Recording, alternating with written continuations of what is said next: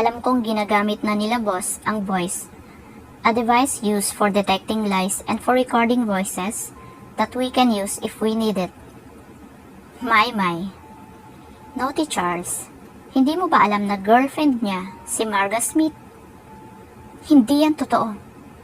I don't have time for your drama. Continue talking. Humikbi siya. Nakatingin lang ako sa kanya habang naghihintay ng paliwanag niya. Hindi ako naaawa sa kanya. Dahil sa mga taong katulad niya, maraming tao ang namatay, including my parents. May symbol ang band. Nasa batok yun ng bawat miyembro. Nauutal na sagot niya. We need more. Ano ang mga activities nila? Saan sila nagtatago? Wala akong alam. Napahilot ako sa sentido ko. Walang balak ang babaeng to na padaliin ang trabaho ko. Kinuha ko ang baril na nasa case at itinutok ko iyon sa kanya. Ikinasa ko iyon. Nakatitig sa baril si Sinisha na animo hindi yun naniniwala na magagawa kong kalabitin ang gatilyo. Nagbago ang ekspresyon ng mukha niya nang makita niya ang walang emosyon kong mukha. You're not my friend, Sinisha, and you're definitely not close to me. Killing you is like wiping dirt away from my face. Annoying, but not enough to keep me up at night. Halata ang takot sa mukha niya. She should be scared, because I don't have the patience to play with her right now. Fear is a good incentive. Sa Palawan, may isang lugar doon na mayroong kuweba kung saan inayos nila para maging taguan nila. Puro baril, granada, drugs, at kung ano-ano pa ang laman ng mga transactions nila. Wala na akong alam na iba, maniwala ka sa akin. Hindi ako sumagot, at inilagay ko na yung baril sa loob ng case. Naabutan ko sa labas sila boss, na namumot lang nakatingin sa akin. I rolled my eyes at them. Porke pa babae ako, hindi ko na kayang mang-torture. You can't even call it torture yet. Hinarap ko ang isa sa junior agents na namutla ng tinignan ko. You, dalhin mo si Sinisha kay Agent Med at pagkatapos ay ikulong niyo siya sa Infinity Room. Kapag nalaman kong pinakawala niyo siya, kayo ang papalit sa kanya. Infinity Room is a room here in BHO kung saan walang kahit na anong way para makatakas ang ikinukulong doon. Walang bintana at tanging kontrol lang ang maaaring makapagbukas noon. Puno din iyon ng mga kamera. Yes, Agent Strike. Pumasok na sila sa loob at kinuha si Sinisha na hindi na magawang magprotesta. Inabot sa akin ng agent na may hawak sa kanya ang nakuhang phone sa kanya. Ibinalik ko ang tingin ko kila boss na namumutla pa rin. Hell, nakakatakot ka. Exaggerated na nanginginig pa si PG na animo kakilakilabot ako. Ewan ko sa'yo. Lumapit ako sa isang maliit na device sa isang bahagi ng interrogation room at kinonekta ko iyon sa phone ni Sinisha. Isa pa ito sa kayang gawin ng voice. Besides detecting lies, it can also record voices and convert it hanggang sa maging ganoon na rin ang boses ng kung sino man ang gumagamit nun. May kung ilang keys na pinindot ako doon bago ko hinanap sa cellphone ni Sinisha ang contact number ni Charles. Hinintay kong sumagot ang nasa kabilang linya nang marinig kong nag-ring iyon. Siguro naman ay sasagutin agad iyon ni Charles. What is it, love? Wala man lang hi o hello. I don't know why Sinisha put up with that kind of attitude. I rolled my eyes at the enderment. Wala naman, love. Namimiss lang kita. I made a gagging gesture na ikinatawa nila PJ ng mahina. I know. Konting taste na lang. Namimiss na rin kita.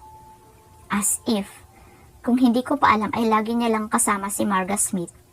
Men like this are just a scum of the earth. Ang dapat sa kanila pinapadala sa Mars o mas malayo pa dun. Nabuboard ako. Kailan ba ang next transaction? Tanong ko kay Charles. Next Tuesday. Hindi ka pwedeng sumama. Alam mo yan. Baka makahalata ang BHO. Hindi ka muna pwedeng pumunta ng Palawan. Umakto ako na bumuntong hininga. Okay, I'll wait. May narinig akong boses ng babae sa kabilang linya at napangisi ako. Pasalamat siya hindi si Sinisha talaga ang kausap niya.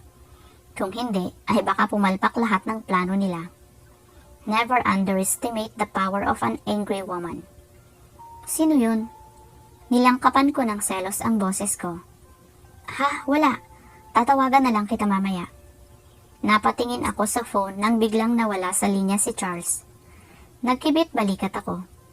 Nginitian ko sila boss at inihagis ko sa kanila ang phone ni Sinisha. Sinalo naman iyon ni PJ na napapailing na lang. So, meron tayong lakad sa Tuesday? Nakangiting tanong ko sa kanila. Kami meron, ikaw wala. Pigil ang ngiting sagot ni boss.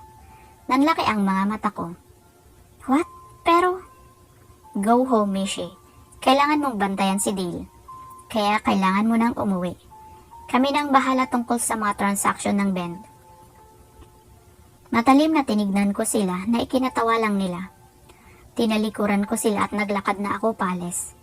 Pagkatapos ng mga ginawa ko, hindi ako kasali. Padabog na isinarado ko ang pinto at narinig ko pa ang mga tawanan sa loob. I can't believe this. Chapter 20. Nandito na ako sa tapat ng bahay namin, kuno ni Dale.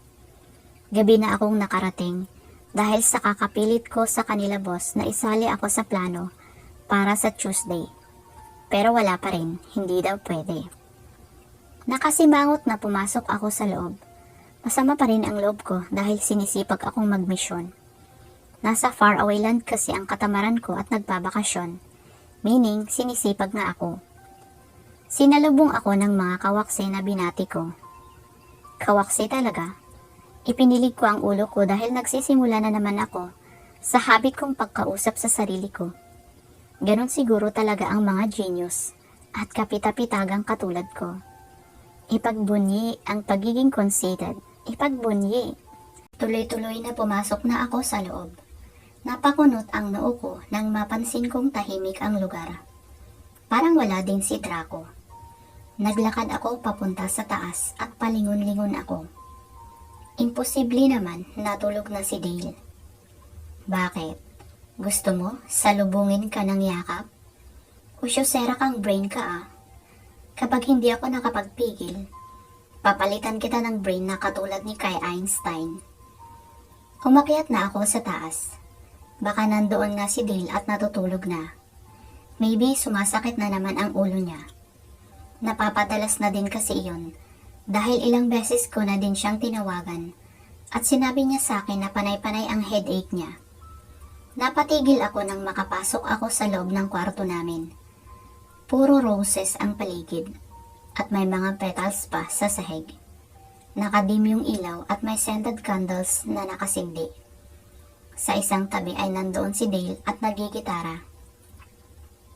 Napalunok ako nang marinig ko kung anong tinutog niya. I'll Never Break Your Heart ng Backstreet Boys. Lumapit ako sa kanya. I never felt anything like this before. Like my heart would burst out of my chest every time I'd look at him. Like everything around me changes. Like nothing else mattered but us. Like for the first time, my heart is showing me what real love is. I always thought that you can never recognize love when you see it. It doesn't matter to me before. Because for me that kind of feeling is just a nuisance.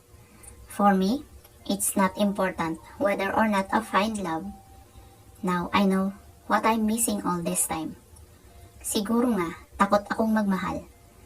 Pero now that I look at him, I know that I can trust him with my heart. Even though loving him didn't have any assurance that I will not get hurt in the end. Naramdaman kong tumulo ang luha ko. Nababaghan na pinahid ko yun. After many years of hardening myself, ngayon lang ako ulit umiyak ng totoo. Ngayon ko lang naramdaman kung paano maging totoo. Dale? Ibinaba ni Dale ang gitara niya at naglakad siya palapit sa akin. I can see the desire in his eyes. Marahan na hinaplos niya ang pisngi ko, dahilan para mapapikit ako. Hinawakan ko ang kamay niyang nakahawak sa akin. Open your eyes, baby. Dahan-dahan kong iminulat ang mga mata ko. I look at him straight into his eyes, communicating with him the things that cannot be said by words, hoping that he can see it. And he did. He smiled at me tenderly, then his lips went down on mine. I closed my eyes and gave in into the feeling of being his. I wound my arms around his neck, pulling him closer to me. Hindi ko alam kung sino ang unang kumilos.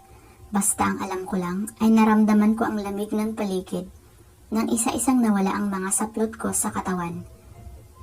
Before I felt my back touch the bed.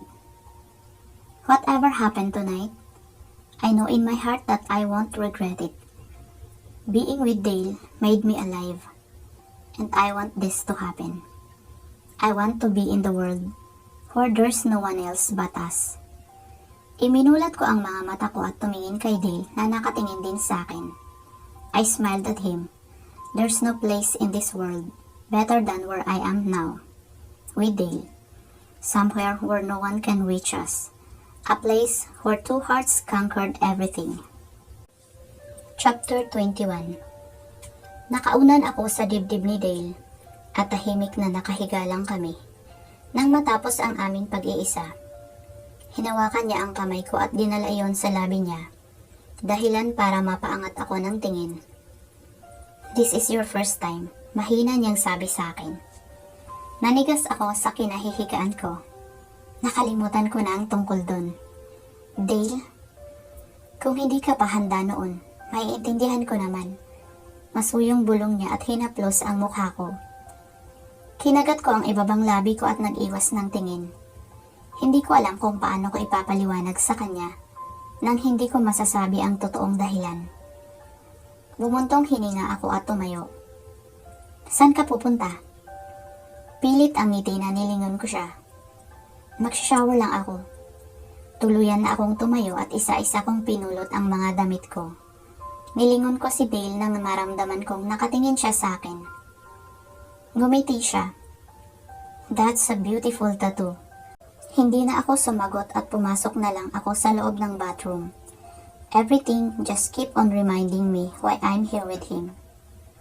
Tinignan ko sa salamin ang tattoo na nasa gitna ng likod ko. It's the symbol of BHO. Remember why you were here, Mishi. Hold on to that. Kinaumagahan na natili lang kami ni Dale sa bahay. Hindi mapigilan na napapatingin ako kay Dale na nasa tabi ko at nanonood. Nararamdaman ko kasing nakatingin siya sa akin. Kaya kanina pa kami nagtitinginan. Nandito kami sa living room kasama si Draco na naaalibadbaran sa amin. Ang weird yung dalawa, nakangiwing saad ni Draco. Tinawanan lang namin siya ni Dale. Ganito lang kami nitong nakalipas na isang buwan. Lagi lang kaming magkasama. Kung wala sa school, nandito lang ako sa bahay. O kaya ay lumalabas din kaming dalawa. Hindi pa rin ako pinapatawag sa headquarters. Successful naman daw ang naging misyon nila tungkol sa mga transactions ng band at nagawan na nila ng paraan para hindi matuloy iyon. Pupunta ako doon sa Biyernes dahil isasagawa namin ang plano para pabagsakin ang band. That's the only participation I can have. Okay na din dahil malaking misyon naman iyon.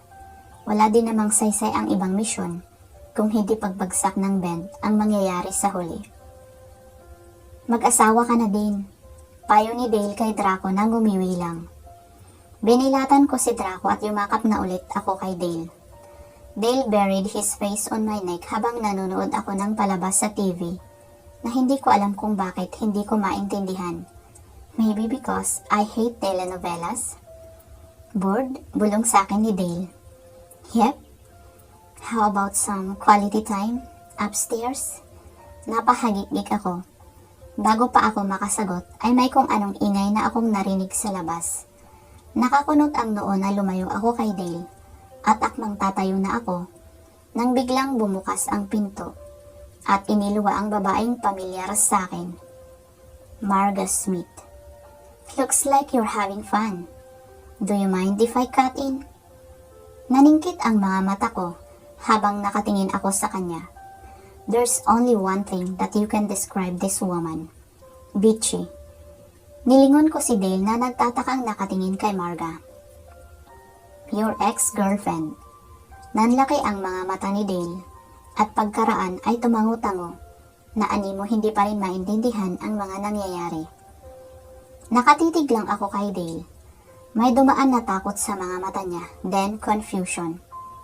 Kahit siguro hindi niya naalala si Marga, ay pinaparamdam pa rin ng instinct niya ang totoo. Kung anong totoong balak ni Marga sa kanya. What are you doing here? Nakakunot ang noong tanong ni Draco. Ang ganda naman ang greeting mo, Draco. Don't you want to welcome me? No. Now, can you please leave? Napangiti ako. Hindi bagay ang madilim na ekspresyon ni Draco sa mukha niya, pero nakakatuwa pa rin makita kung paano niya ipakita na wala siyang balak patagalin dito si Marga na hindi naman pinansin ang sinabi niya. Aalis lang ako dito kapag sinabi ni Dale. Dale, darling, do you want me to leave? O gusto mong makasama pa ako? We can stay in your room all night long. Tumalim ang tingin ko sa kanya. Anong tingin niya sa akin dito? Display? Parang wala lang ako dito kung makapagsalita siya. Nang gigigil na tinitigan ko siya. Kapag hindi ako nakapagpigil, itatapon ko siya sa labas ng bahay. I'm sorry. I think you should leave. Mahina ko na sabi ni Dale kay Marga. What? If there's a person I want to be in my room all night, that would be my wife. Napangiti ako kay Dale. Now that's my Dale. Smug na tumingin ako kay Marga na parang gusto na akong patayin sa tingin. Hindi na ako magtataka na kung nakakamatay lang ang tingin ay bigla na lang akong mangisay sa kinauupuan ko. So, you're the wife? Yes, I am. Matamis ang ngiti na sagot ko sa kanya. Well, I can be the mistress, but I'll never be a boring housewife. Napaha kami ni Draco, habang naguguluhang tumingin naman si Dale kay Marga. Parang alam ko kung saan galing iyong mga salitang iyon. Napatawa ako at tinakpan ko ang bibig ko nang makita kong tumalim lalo ang tingin sa akin ni Marga. Ano to? No other woman? So, siya si Ann Curtis ganon? In fairness, ang kapal lang. Excuse me, I want to clarify some things, Marga. First, I'm a housewife, yes, but not the boring one, right, Dale? Of course, baby. Second, you're not a mistress. You cannot even have that title dahil hindi ka papatulan ni Dale. Correct me if I'm wrong, pero wala nang maging mag-asawa kami, walang naging ibang babae si Dale. Pero poor you, dahil ang alam ko nang maging kayo ni Dale, he had girls beside him the moment that you turned your back on him. I did? Nagtatakang tanong ni Dale. Napangiti ako. Mukhang hindi niya magagawang isipin na nakuha niyang mangbabae. Kung maaalala niya lahat, siguradong hindi na niya tatanungin yan. It's true, kuya. Your relationship with Marga, it's never been serious. She's okay with it actually, but suddenly, she had a change of heart. Mukhang gusto ka na niyang suluhin. Kaya ka lumayo sa kanya nun. I wonder what's the reason. Sabi ni Draco na tumingin pa kay Marga na nanggagalaiting nakatingin sa amin. He's taunting her and I know it. Mukhang tagumpay naman ang gustong mangyari ni Draco dahil kitang-kita naman ang galit sa mga mata ni Marga. Akmang magsasalita si Marga pero inunahan ko na siya. Wait, may pangatlo pa ako na gustong i-clarify. Sa susunod sana na gusto mo ulit akong bigyan ng bitchy words mo, wag naman sanang galing sa movie.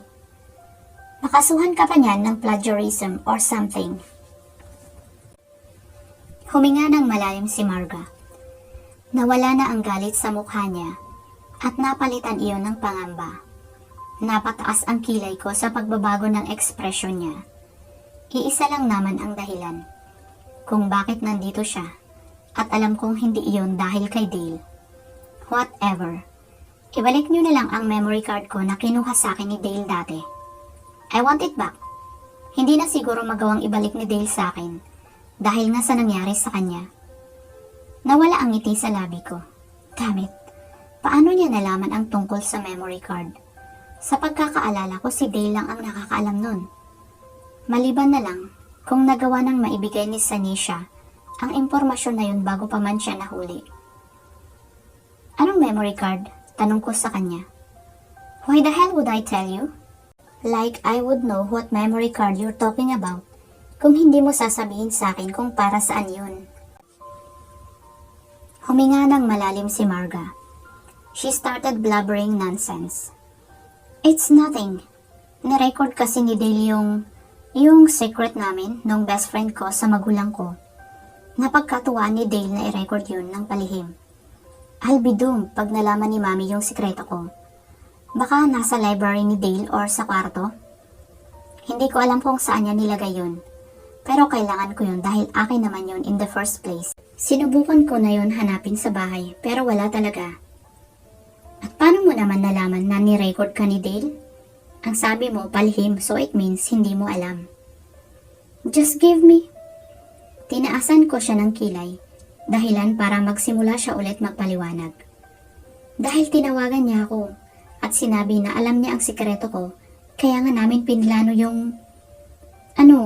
buti nga na plano na namin na kunin ang kaso. Nagkaroon ng amnesia si Dale. That last part doesn't make any sense pero alam ko ang gusto niyang sabihin. Tinawagan siya ni Dale noon, dahilan para planuhin nila ang aksidente. Magulo ang paliwanag niya. Dahil sinusubukan niyang paikutin ako ng paikutin. How could Dale be so careless? He put himself on the line. I think wala na dito sa bahay ang sinasabi mo. Baka na kay Dale yun ng panahong maaksidente siya at malamang sa hindi ay nasira na yun. Wala naman akong nakikita na memory card dito. I'll keep my eyes open for you. She flipped her hair na animo wala siyang pakialam sa sinabi ko. Pero kita ko naman sa mukha niya na nakahinga siya ng maluwag. Tumingin siya kay Dale at ngumiti. If you want another flavor, you can go to my pad anytime. Not interested. Napangiti ako sa sinabi ni Dale. Naningkit ang mga mata ni Marga at nagmamadaling lumabas na. Nakasunod lang kami ng tingin sa kanya hanggang sa mawala na siya sa paningin namin. Huyu, that girl is something, ani din Draco. My girl is better. Inalalayan ako ni Dale at sabay na umakyat na kami. Tinignan ko siya. Mukhang may malalim siyang iniisip. Pumasok na kami sa kwarto at nagnatakang tinignan ko siya nang hinawakan niya ang kamay ko. What is it? Marahang tanong ko sa kanya. Sabi mo kanina, I had a lot of girls kahit na magkasama kami ni Marga? I just want to tell you na kahit wala akong maalala, hinding-hindi ko gagawin sa'yo yun. I love you. I'll never do things to hurt you.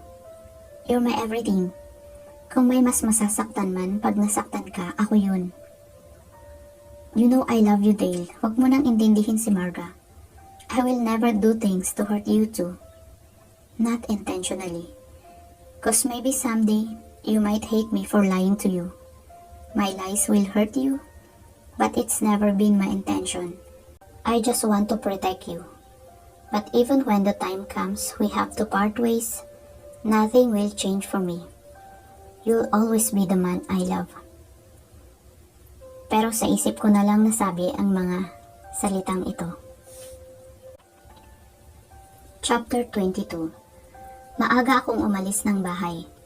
Nag-iwan lang ako ng note para kay Dale dahil tulog na tulog pa siya nang umalis ako. Sigurado naman kasing hindi ako papayagan nun kung sakaling nagpaalam ako. Lalo na kung nalaman niya na kay PJ ako sasabay. Kahit na alam pa niyang kaibigan ko lang si PJ, ay siguradong magseselos yun. Meron ka namang sasakyan kung bakit sa akin ka pa sumabay. Si PJ yan. Kasalukuyan siyang nagrereklamo dahil dapat ay late siyang papasok at napilitan lang gumising ng maaga dahil tinawagan ko siya. Tinatamad akong mag-drive. Hindi magpahatid ka sa Dale mo. Selos ka? Napatili ako nang bigla siyang nagpreno. Naniningkit ang mga mata na nilingon ko siya na napalitan ng pagtataka nang namumutlang nakatingin siya sa akin. Anong nangyari sa taong to? Kumurap-kurap ako pero nanatili siyang nakatitig sa akin. Okay ka lang? Tanong ko kay PJ. Hindi ako nagsiselos. Napataas ang kamay ko, tanda ng pag-surrender. Nang bigla siyang sumigaw. Iwinigayway ko pa ang isa kong kamay sa harapan niya nang nanatili siyang nakatingin sa akin. I'm joking, okay? Ano bang nangyari sa'yo, Paris James Rojas? May dinadamdam ka ba? Kailangan ba kitang dalhin sa ospital? Hindi! Okay? Nakangiwing nilingon ko siya. Nang sinimulan na niyang patakbuhin ulit ang sasakyan. Minsan ang weird din ng taong to. Ganyan siguro ang mga uber-genius na katulad niya. Lamang-lamang ng 3 paligo ang kagenyusan niya kesa sa akin. Tumingin ako sa labas at nadaanan ng mata ko ang Starbucks. Malapit na kami sa school at sobrang aga pa. PJ, baba mo na lang ako dito. Ha? Gusto ko ng frap. Dumiretso ka na sa university at nang makahanap ka ng parking, dadalhan na lang kita. Ang aga-aga mo nagpasundo tapos magkakape ka lang pala? Nakasimangot na reklamo ni PJ. Huwag ka nang magreklamo dyan, gusto mo ba? Bibilhan kita kung gusto mo. Kailangan ko nang magbawas ng kayamanan. Whatever, hihintayin na kita dito sa labas. Huwag na, gusto ko maglakad.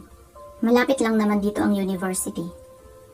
Lumingon siya sa akin at tinignan ako na wari bang gusto na niya akong sakalin. Ngumiti ako ng matamis sa kanya at nagpa-cute na siguradong hindi naman tatalab. Nakasimangot na pinindot ni PJ ang unlock button ng sasakyan. Bago ako bumaba ay kinurot ko muna ang magkabilang pisngi ni PJ na sumigaw ng sobrang lakas na ikinatawa ko lang. Pumasok ako sa loob ng Starbucks at bumili ng 2 Java chip na lagi naming binibili dito ni PJ at Kat.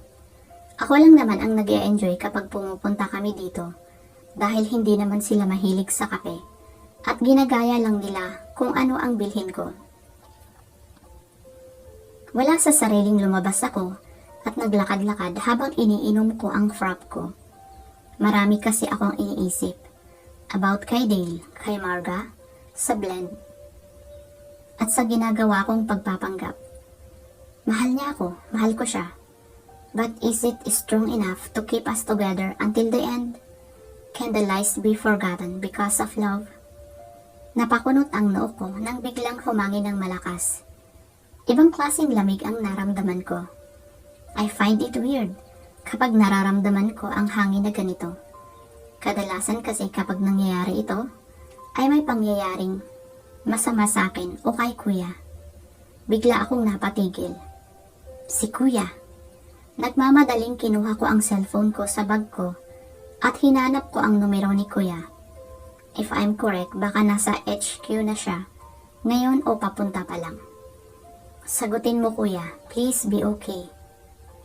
Hindi ko alam ang gagawin ko kapag may mangyaring masama sa kanya. Hello? Napabuga ako ng hangin nang marinig ko ang boses ni Kuya Ethan. Kuya, nasan ka? Okay ka lang ba? Nandito ako sa BHO. What is it, Mishi? Napangiti ako. Mukhang paranoid lang ako. Wala kuya, akala ko kasi may nangyaring masama sa'yo. Paranoid lang.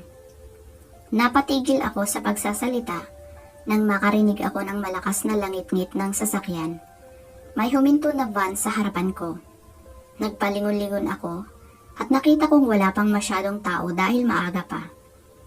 Nabitawan ko ang frap na hawak ko at nagsimula na akong tumakbo. This is not good. Kuya, may van na... Hindi ko natapos ang iba pang sasabihin ko nang walang babalang may nagtakip ng kung ano sa bibig ko. I smell the faint odor of ether. Pilit na kumawala ako at lumaban, pero unti-unti nang pumikit ang mga mata ko. Mishi, what's happening? Hindi ko na nagawang sumagot nang nagdilim na ang paningin ko. Ang huli kong naalala ay ang paghila na kung sino sa akin at itinapon sa isang tabi ang cellphone at bag ko. Chapter 23. Dale's POV. I can smell her sweet fragrance but I know she's not here. Dumilat ako at nakita ko ang isang note sa tabi ko kung saan nagpapaalam si Mishi na maaga siyang aalis. Napangiti ako nang makita kong may bakas pa ng labi niya ang note. One of the reason why I love her ay ang pagiging sweet niya. Minsan pakiramdam ko, pinipigilan niya ang sarili niya. Pero unti-unti ay nag-o-open up na siya sa akin. Bumangon na ako at akmang bababa na nang marinig kong tumunog ang telepono. Lumapit ako doon at sinagot ko yun. Hello? I wonder what will you do kapag nalaman mong hawak namin ang asawa mo. Pakiramdam ko ay nanlaki ang ulo ko sa narinig ko. Nanginginig ang mga kamay na umupo ako sa gilid ng kama habang pilit na kinakalma ang sarili ko. Sino ka? Hindi na mahalaga kung sino ako. Hintayin mo ang susunod kong tawag. Kapag may nakaalam na iba tungkol dito, alam mo na ang mangyayari sa asawa mo. Anong gagawin niyo sa kanya? I muttered a curse under my breath nang busy tone na lang ang narinig ko sa kabilang linya. Nagmamadaling lumabas ako ng kwarto at bumaba ng bahay.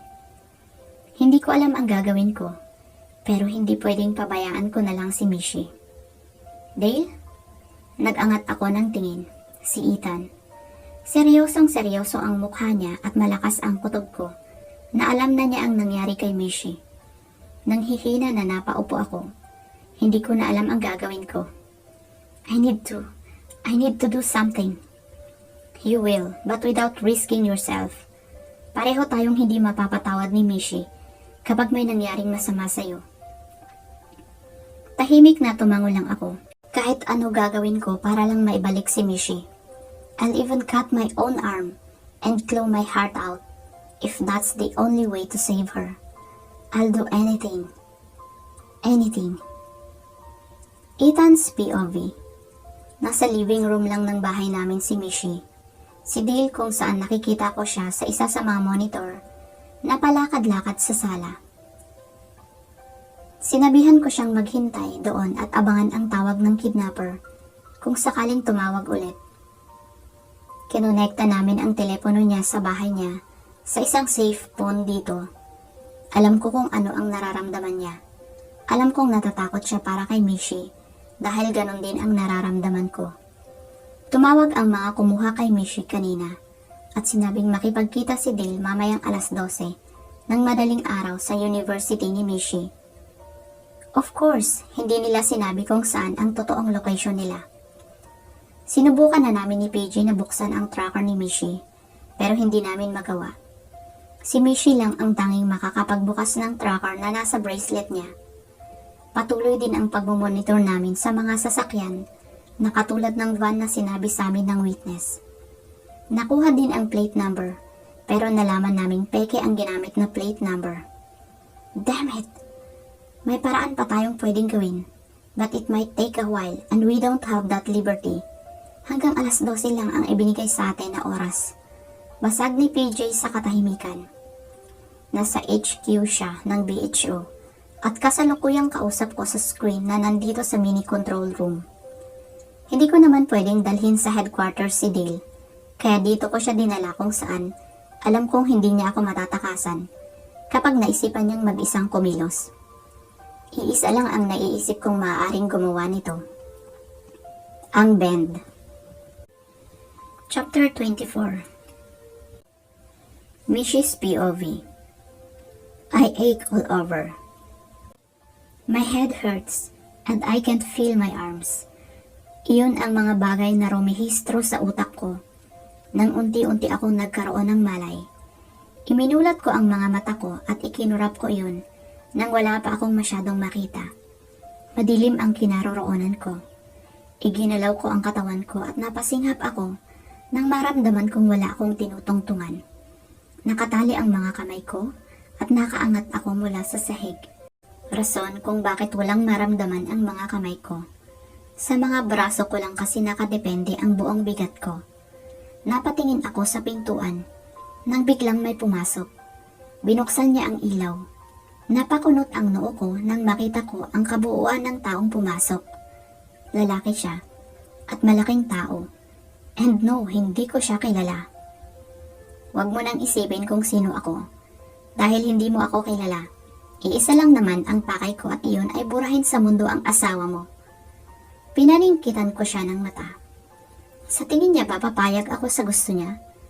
Sisiguraduhin ko munang siya ang mauunang mabura sa mundo na to bago niya mahawakan si Dale. Hindi ko iyon masabi sa kanya dahil may busal ang bibig ko. Hindi ka na sana madadamay. Pagkatapos naming makuha ang asawa mo, ay pakakawalan ka na namin. Dahil wala ka namang alam at dadami pa ang ililibing namin. Ang kaso ginalit mo ang anak ng amo namin. Kaya kasama ka ng asawa mong mamamatay. Anak? Don't tell me. Damn it! I'll kill you, Marga, for this. Para sigurado, alam mo ba kung nasaan yung memory card? Delikado pa rin pag may nakakita nun. Kaya kahit patay na kayo ni Knight, ay hahanapin pa rin namin yun. Walang ekspresyon na tinignan ko lang siya habang naghihintay siya ng sagot ko. Halatang nawala na siya ng pasensya dahil inilabas niya ang baril niya at ikinasa iyon. Pagkaraan ay tinutok niya iyon sa ulo ko. Sagot! I rolled my eyes at him and stared at him pointedly. Like I can. Sa tingin niya ba, makakasagot ako, gayong binusalan niya ang bibig ko? Mukhang naisip naman niya iyon dahil tinanggal niya na ang nakatakip sa akin. Ngayon, magsalita ka. Oo, alam ko. Mahinang sagot ko sa kanya, pero sapat para marinig niya. Kuminang ang mga mata niya at akmang bubuka na ang labi nang magsalita ako ulit. Pero bakit ko naman sasabihin sa'yo? Tumalim ang tingin niya at natagpuan ko na lang ang sarili ko na nakabaling ang mukha sa kanan nang malakas niya akong sinampal. Nakangiting binalik ko lang ang tingin ko sa kanya. Yan lang ba ang kaya mong gawin? Sa tingin mo ba, makakawala ka dito? Mabubulok ka na dito. Kayo ng asawa mo. Bakit niyo to ginagawa? Nang uuyam na tinignan niya ako. At bakit ko naman sasabihin sa'yo? Pinigilan kong paikutin ang mga mata ko. Parang magkakalahi lang ata si Marga at ang mga tauhan nila. Lahat sila nang gagaya ng salita. Buti na lang, hindi sa movie galing ang tanong niya. Wala na atang matino sa kanila. Papatayin niyo na rin lang naman ako, di ba? Bakit hindi niyo pa sabihin? Mukhang kinonsidera niya ang sinabi ko at nagsimula siyang magpalakad-lakad. Pilit na pinapagalaw ko ang daliri ko at palihim na pinindot ko ang buton sa bracelet ko. Siguradong makukuha na nila kuya ang signal doon. Sindikato ang bent, pero wala namang kinalaman si Marga doon noong una. May sarili siyang gawain. Nanloloko siya ng mga lalaki at kinukuhanan niya ng pera. Isa na doon ang asawa mo. Nang magkabukingan ay lalo lang lumala iyon nang malaman ng magulang ni Marga na may nalaman si Knight tungkol sa Ben. Hindi siya maaaring mabuhay, kaya isinagawa ang aksidente niya. Nagtagis ang mga bagang ko sa sinabi niya, pero nanatili lang akong tahimik at nakikinig sa kanya. I need to buy some time. Hindi ako pwedeng kumilos ng basta-basta dahil hindi ko magagawang makaalis dito ng mag-isa. May sapusa ata ang asawa mo at nakaligtas siya.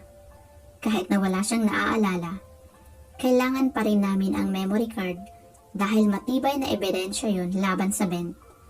Lahat ngayon ng maaari niyang pagsabihan ay pinagbabantayan. Isa pa, ang dami ng problema ng Ben, lalo na sa isang organisasyon na ayaw nila sa aming sabihin. Mga tao daw iyon na naghahanap sa amin. Umangat ang gilid ng labi ko. That's us, jerk. Nasa harapan mo ang isa sa kanila.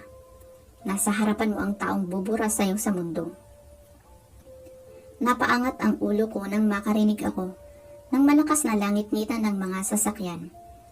Kasunod nun ay sunod-sunod na mga putok. Nandito na sina kuya. Bago pa makakilos yung lalaki, ay bigla na lang bumukas ang pintuan. Mishi! Nanlaki ang mga mata ko nang makita ko si Dale. Hindi na siya dapat isinama dito. Nilingon ko yung lalaki na mabilis na itinutok ang baril kay Dale. Bago niya pa maiputok ang baril, ay mabilis na iniingat ko ang mga binti ko at inipit ko ang leeg niya doon. Mahinang bumulong ako sa kanya. Paano ba yan? Kung ginalit ko ang amo mo, ginalit mo naman ako. I twisted my legs around his neck. Mabilis na kinuha ko gamit ng paa ko ang kutsilyo na nakita ko kanina sa bulsa niya at iginalaw ko ang katawan ko. I swayed my body until I'm in a fetal position and grabbed the knife using my bound hands. Mabilis na tinanggal ko iyong tali kasabay ng pagbukas ng pinto. Sinalo ako ni Dale at niyakap ng mahigpit. Kumawala ako kaagad sa kanya at kinuha ko ang baril na nasa sahig at sunod-sunod na nagpaputok. 3 lalaki ang tumumba sa tapat ng pintuan. We need to go, sabi ko kay Dale at mabilis na hinawakan ko siya sa kamay. Nagkakagulo na ang mga tao sa labas. Naabutan ko ang 5 agents ng BHO na nakikipaglaban sa mga miyembro ng band. Di hamak na mas konti ang agents ng mga BHO, pero hindi pa rin sila magawang tamaan ng kahit na sino. Kinindatan ako ni Kuya at sinuntok niya ang lalaki na nasa harapan niya. Saan sa tingin niyo kayo pupunta? Another cliché dialogue. Bumuntong hininga ako at bago pa makapagsalita ulit ang lalaking humarang sa amin, ay sinuntok ko na siya. Itinulak ko siya sa isang agent ng BHO na ngumisi sa akin. Lumingon ako sa likod namin nang may maramdaman akong kumilos doon. Handa na akong dumepensa nang naunahan na ako ni Dale sa pagkilos. He grabbed the man and to my surprise, struck him with a knife. Tumakbo kami papunta sa van na alam kong pag-aari ni Kuya. Pumasok na kami ni Dale at ilang saglit lang ay nandoon na ang mga agents ng BHO. Pinaharurot na nila ang van paalis. Niyakap ako ni Dale pero hinila ako ni Kuya paalis sa mga braso niya at sinimulang inspeksyonin. Napatawa na lang ako sa seryosong mukha ni Kuya na animo tinitignan kung may mali sa akin o kung may bali o tama ba ako ng baril. I'm fine, Kuya. May sugat ka sa kamay. It won't kill me. Binigyan niya ako ng matalim na tingin. You nearly died. How can you be so careless? Alam mo ba kung gaano kami nag-alala sa'yo? Napangiwi ako. Malalagot ako nito kay boss at kay PJ. Baka nga pareho pa kaming mapagalitan ni PJ dahil kami ang huling magkasama. Hindi kasi namin gawain ang hindi maging maingat sa paligid namin. Pumikit na lang ako at yumakap ako kay Dale. Saka ko naiisipin ang mga sermon na aabutin ko sa kanila. Mahinang bumulong sa akin si Dale. Don't do that to me again, baby. Tumango lang ako at nakangiting sumandal sa kanya. I can't promise him anything. Hindi ko alam kung hanggang saan ko kayang patagalin na maging safe ang sarili ko. Dahil nararamdaman ko na hindi magtatagal ay magkakaharap kami ulit ng band.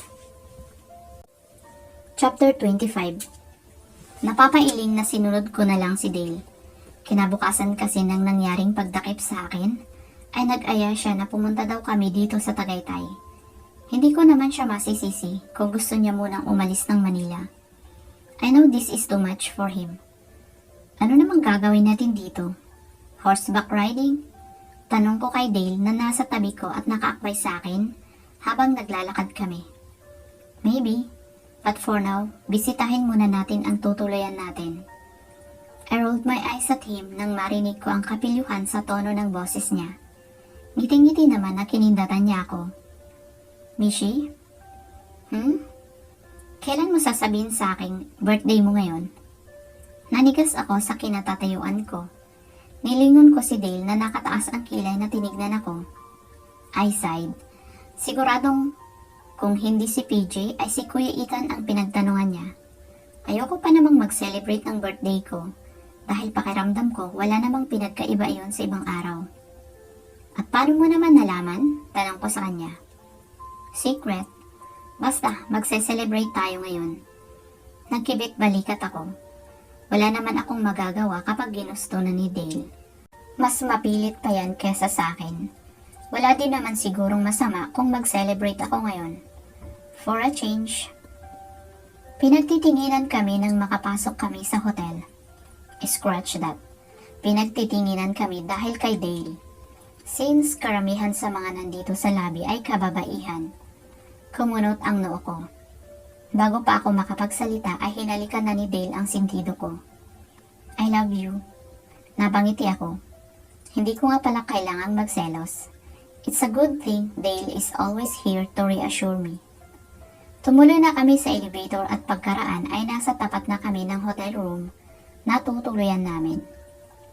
Kinindatan niya ako bago niya binuksan ang pintuan.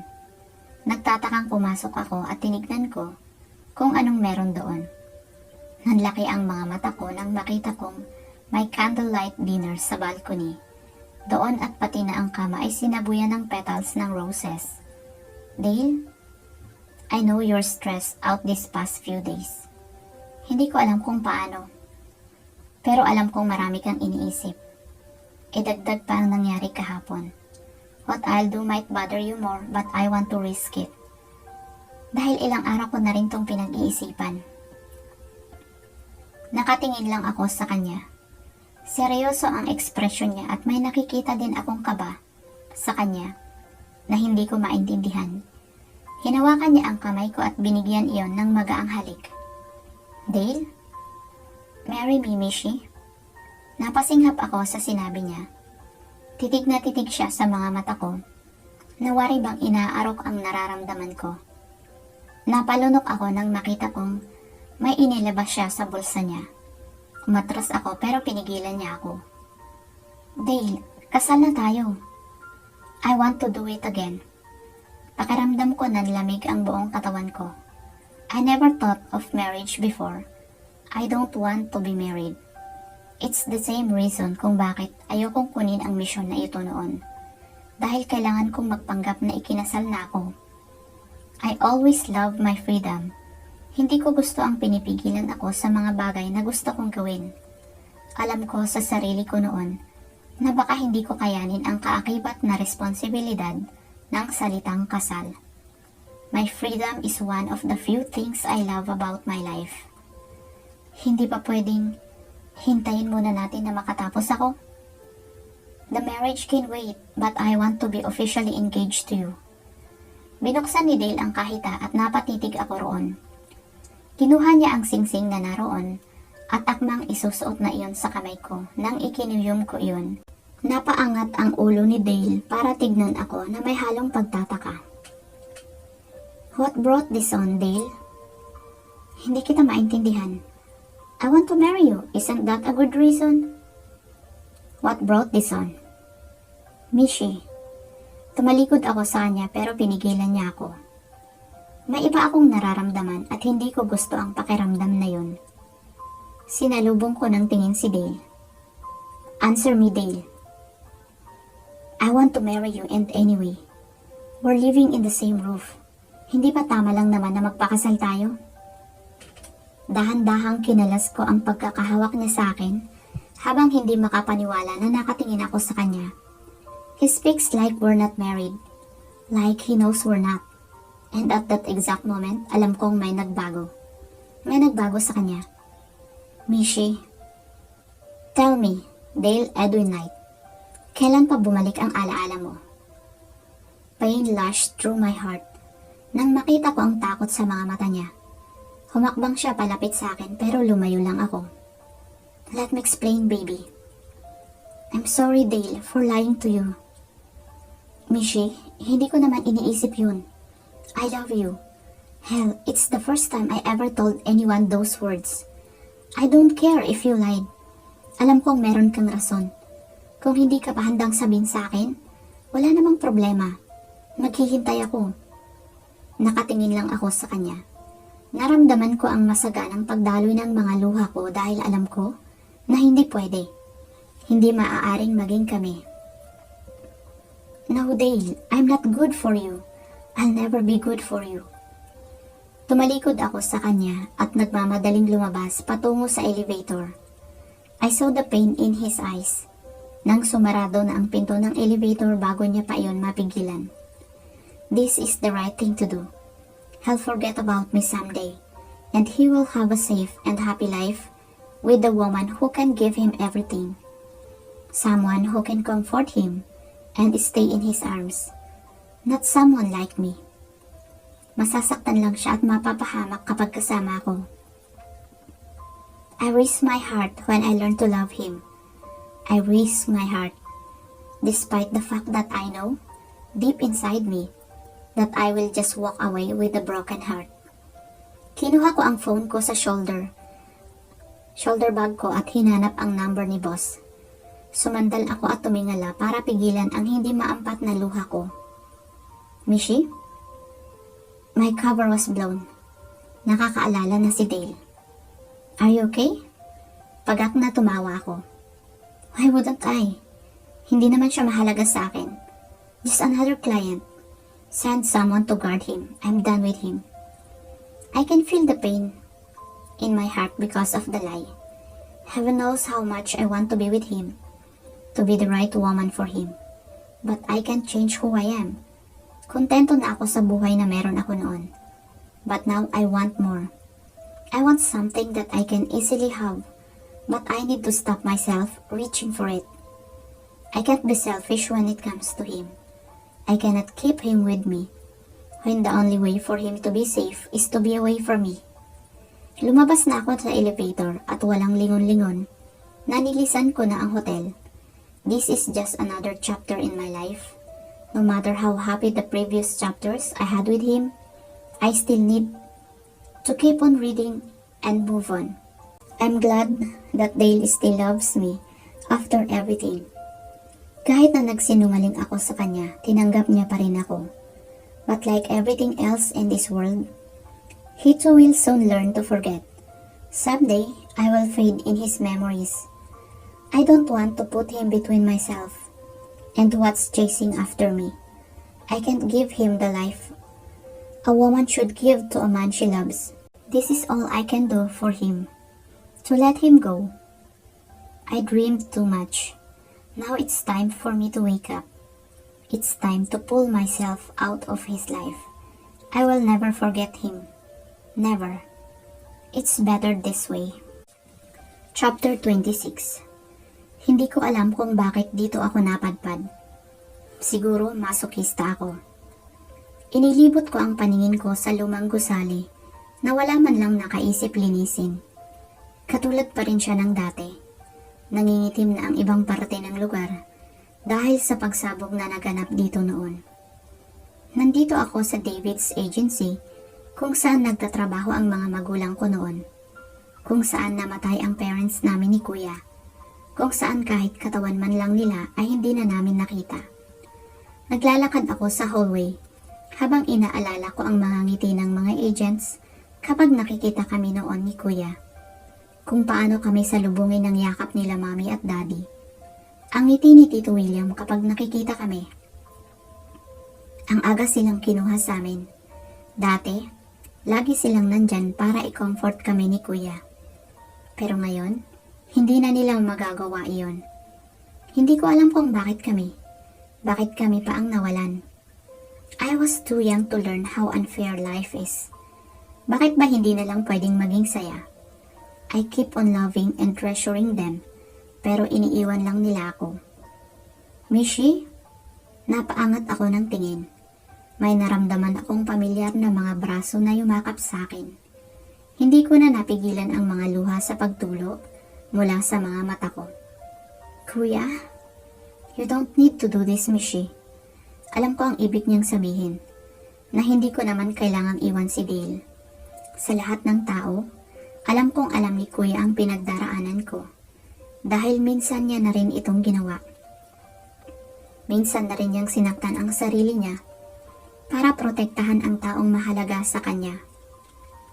You know I need to do. You can always have the life you want. Hindi mo naman kailangan ipagpatuloy ito. I can do it for you. Then you can be happy with Dale. Napatingin ako sa kanya. He's telling me to give up all this and to be with Dale.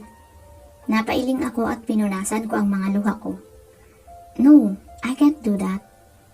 We're in this together. I won't give up. Not now. Not ever. No, I cannot change who I am, Kuya. Not even for him. Mishi. Alam kong bakit ginagawa ko to. Pareho lang tayo, Kuya. Hindi tayo magiging kompleto hanggat hindi natin to natatapos. Bago pa makasagot si Kuya, ay may narinig kaming kung ano na bumagsak. Napatingin kami sa kanan namin kung saan may nahulog na kung anong lalagyan. Nilapitan iyon ni kuya at kinuha habang hindi makapaniwala na nakatitig kami doon. Paanong hindi nasama iyon sa pagsabog na naganap? Kung hindi man ay dapat nagupo na iyon ng apoy. Dating invention siguro ito. Sabi ni kuya na iniikot sa kamay niya ang stainless na bagay na kasing laki ng pencil case. Anong laman? I don't know, may combination, pero hindi numbers. Nilapitan ko si kuya at tinignan ko ang hawak niya. May lalagyan nga doon ng combination, pero hindi mga numbers kundi letters ang kailangan. May pakiramdam ako na kila mami at daddy ito. Naalala ko pa 1 linggo bago ang nangyari kila mami, may narinig akong ibinilong siya sa akin. Hindi ko alam kung totoo ba yun o panaginip ko lang. Pero animo narinig ko pa rin hanggang ngayon ang boses ni mami. Habang ibinubulong niya sa akin iyon. Always remember we love you. Kahit ano pang mangyari, kahit ano pa ang matuklasan nyo. I love you, sweetheart. Mahal na mahal ka namin ng daddy mo. Kayong dalawa ng kuya mo. Catfight. Remember mommy's words, sweetheart. Catfight. Natatandaan ko pa nang magising ako. Ay kumbinsido ako na panaginip lang iyon. Dahil hindi ko maintindihan kung ano ang kinalaman nun sa sinabi niya sa akin. Hindi ko din maintindihan kung bakit gusto niyang hindi ko makalimutan iyon.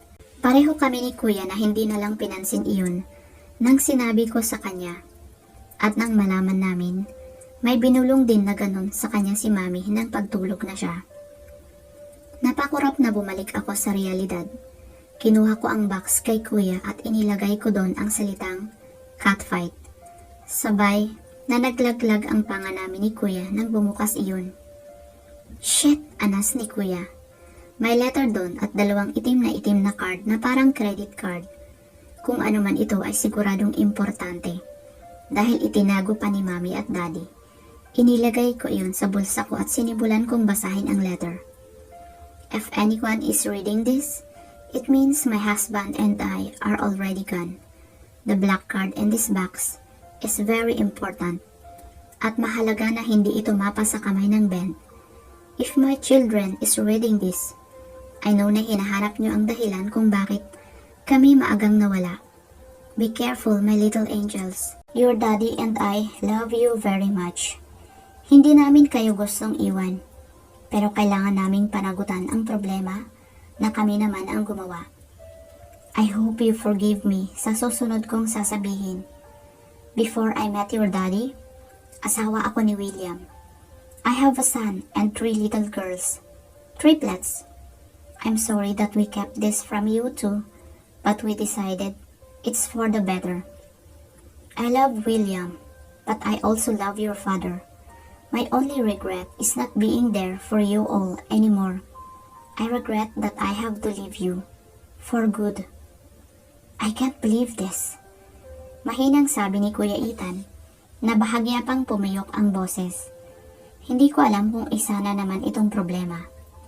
Or maybe a blessing dahil hindi lang kami ang natitirang magpapamilya. Kapatid namin si boss at may 3 pa kaming kapatid na sa tingin ko ay alam ko na kung sino. Kuya, remember nang sinabi sa atin ni boss yung 3 elite agents din na nasa isang isla at may mahalagang misyon sila. Kaya wala na sila doon ngayon?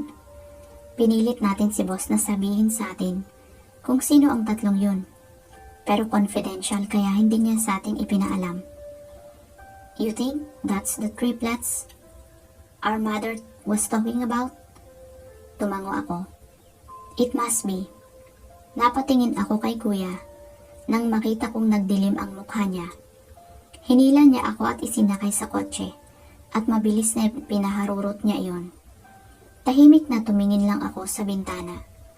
Nang makarating kami sa headquarters ay tuloy-tuloy na lang kami ni kuya sa loob. Hila-hila niya ako at hindi niya alintana kung may nababanggaman kami na ibang agents na nagtatakang sinusundan kami ng tingin. Saglit na huminto kami sa scanner sa harapan ng office ni boss at pagkatapos ay pabalibag na binuksan niya ang pinto. Halata ang pagkagulat ni boss na nakaupo sa likod ng desk niya sa pagpasok namin. Oh, anong problema? Hindi pa natapos ni boss ang sasabihin niya nang madilim ang ekspresyon na nagsalita si kuya. Enrique Marshall, alam mo ba ang tungkol dito? Pabalibag na ibinaba ni kuya sa desk ni boss ang box na kinalalagyan ng letter. Nagtatakang binuksan iyon ni boss. Kinuha niya ang letter at sinimulang basahin. I saw confusion cross his face, then surprise, disbelief, and pain. This is impossible. Namatay ang nanay ko nang ipinanganak niya ang mga kapatid ko. 1 taon pa lang ako noon. My sisters, they're in a confidential mission. Pinili nilang itago ko sila. Nauutal na sabi ni boss. Are you telling us na hindi totoo ang nakalagay sa sulat na hawak mo? Igting ang mga bagang na tanong ni kuya. Nanatili akong tahimik at nakamasid lang. Sinundan ko ng tingin si boss nang nahahabong umupo siya at pinindot ang intercom. Agent Knowledge, go to my office and bring Pishona. Pishona is a DNA device. Mas mabilis at mas accurate kesa sa ibang DNA machine. Invention iyon ni PJ. Naisipan lang ni PJ na gumawa ng ganoon in case na maaari daw iyon pagkakitaan kung tatanggap na ang bansa natin ng mga makabagong teknolohiya na hindi ibebenta sa ibang bansa.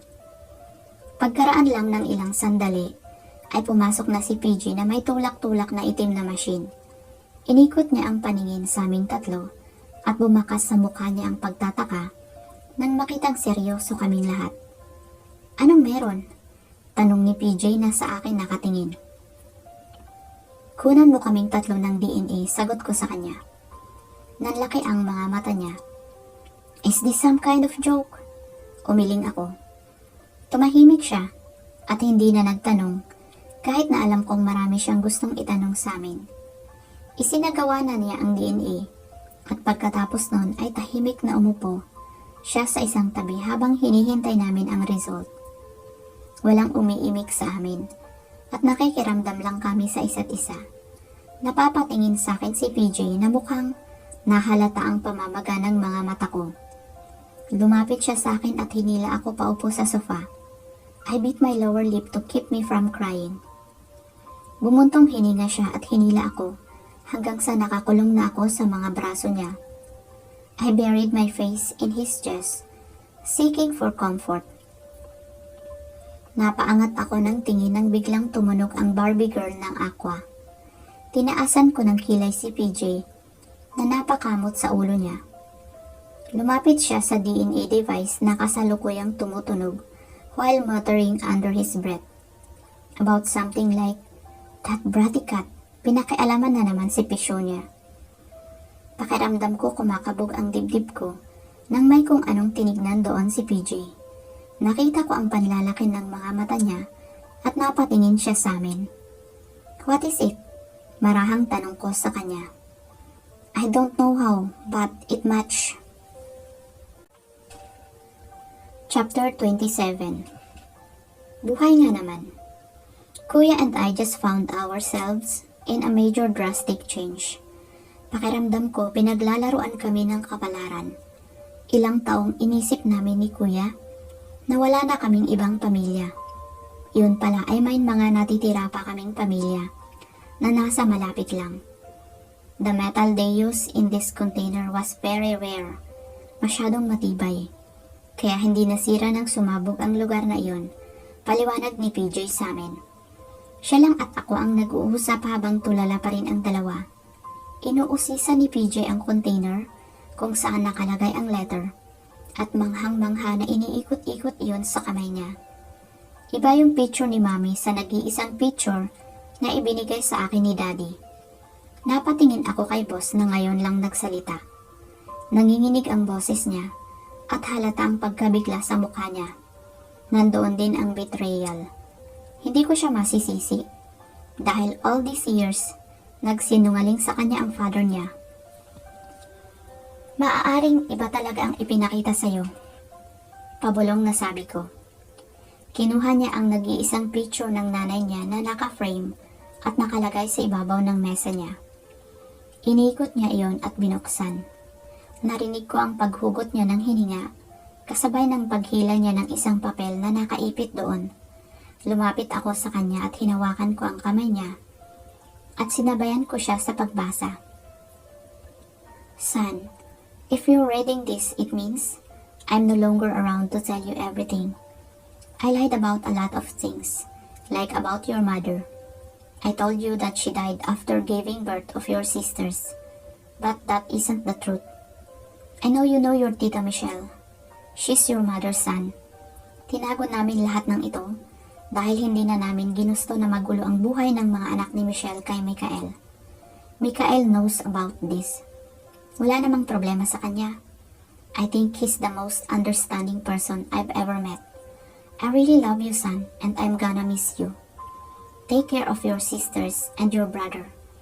I'm sorry that this is the only way for me to say goodbye. Mahigpit na niyakap ko si boss nang nakita kong yumuko siya para itago ang pagluha niya. For men, crying brings down their dignity and pride and makes them look weak. But for me, if he's man enough to cry, then he's man enough to know that crying doesn't make you less of a man. It only proves that you're confident enough to show what you really feel. I cleared my throat. Ganyan na ba talaga kasama ang tingin mo sa akin? At ayaw mo akong maging kapatid, boss? Nag-angat siya ng tingin at sinalubong ang mga mata ko. Tinaasan ko siya ng kilay at napangiti ako. Nang unti-unting sumilay ang mga ngiti sa labi niya. Kuya, Mishi, sabi niya at ginulo ang buhok ko. Ayoko nga. Halos sabay silang bumuntong hininga ni Kuya Ethan. Nagkatinginan sila at sabay na tumawa. Pagkaraan ay ibinalik sa akin ni boss ang tingin niya. It felt like his eyes can see past through my soul. Let's talk about your problem. Boss gave me a knowing look. Wala akong problema. Meron. Wala. Itinaas niya ang mga kamay niya tanda ng pagsuko. Napangisi ako, panalo na naman ako. I don't want to talk about it right now. I just want to be happy and forget about all my problems. Akmang tatalikod na ako nang may maalala ako. May dinukot ako sa bulsa ko at ibiniba ko iyon sa desk ni boss. Bago pa ako makapagsalita, ay nanlaki ang mga mata niya. What is it? Tanong ko sa kanya. I know this thing. I should tell you about this dahil malalaman niyo rin namin. Michela, Michaela, and Michaela are currently on a dangerous mission. Wala silang kahit na anong tracker sa katawan nila o dala. Kaya kinakabahan ako sa misyon na to na ilang taon na nilang ginagawa. But they decided to do it anyway. Nasa loob sila ng kampo ng band, working for them to build this thing. Napasinghap ako. Nagkatinginan kami ni Kuya Ethan na napalapit sa kinaroroonan namin. Si PJ naman ay tahimik na nakikinig sa amin. What is this? Why would Ben want it? Tanong ko kay boss. This little thing has access to all private accounts, not only here in the Philippines, kundi maging sa ibang bansa. If you able to have this, then you can consider yourself as untouchable. Nawalan ng kulay ang mukha ko at ganoon din si Kuya Ethan. Alam kong iisa lang ang naiisip namin. Ang mga salitang binitawan ni Daddy ng araw na pinatay sila ng 2 tao na yun. Mga oras kong, saan nakita namin ni Kuya ang lahat? Para mo na ring sinabi na ibigay na namin ang mundo sa'yo. It's our fault kung bakit nagkaroon ng ganoong bagay at kami lang din ang may karapatang humawak nito para tuluyang sirain. Dahil alam kong kapag napasa kamay nyo ito, ay magpapakasasa kayo sa kapangyarihan na kaya nitong ibigay. Gusto nilang sirain ang bagay na yan. Itinago nila iyan sa band. Dahilan para patayin sila ng kung sino man iyon. Mahinang basag ko sa katahimikan. Hindi ko alam kung anong nangyari. Basta bigla na lang nagdilim ang paningin ko at ang matibay na mga braso na pumalibot sa akin ang huli kong naalala. Matinding paghalukay sa tiyan ko ang gumising sa akin kinaumagahan. Mabilis na tumakbo ako papunta sa banyo. Mataas na ang sinag ng araw at mukhang ilang oras na din akong nakatulog mula nang mawalan ako ng malay. I'm just a human and I can only take that much stress in one day. Naghilamos at inayos ko ang sarili ko. Namumutla ang mukha ko. Nawari bang nakikipaglaban ako sa pinaka-anemic na tao sa mundo. Sinimulan ko na ang paliligo, na baka sakaling magpakalma ng sikmura ko. Pagkatapos kong maisuot ang mga andis ko ay lumabas na ako ng banyo. Naabutan kong nagbabasa si PJ ng magazine habang nakahiga sa kama ko. Napatingin siya sa akin, dahilan para mabilis na ibinalik niya ang tingin sa magazine. Magbihis ka nga?